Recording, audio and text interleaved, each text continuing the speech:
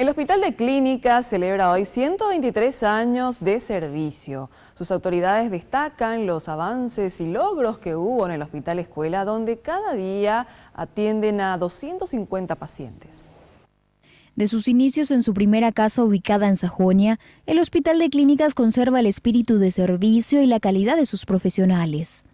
A lo largo de los años, con su cambio de sede se destaca un notable aumento en el número de pacientes que pasan por sus salas.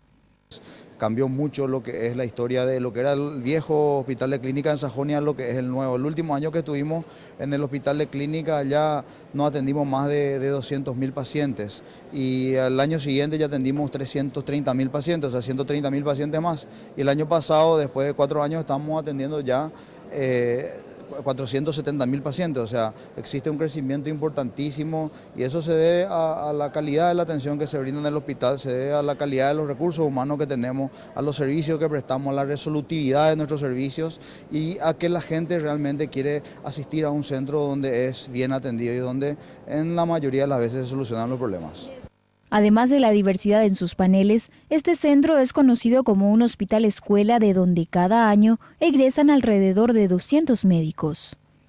Y anualmente se reciben de la Facultad de Medicina alrededor de 120 a 150 médicos que ingresan a su internado rotatorio y después nosotros en el área de posgrado, las residencias médicas, anualmente estamos también formando entre 80 y 90 especialistas.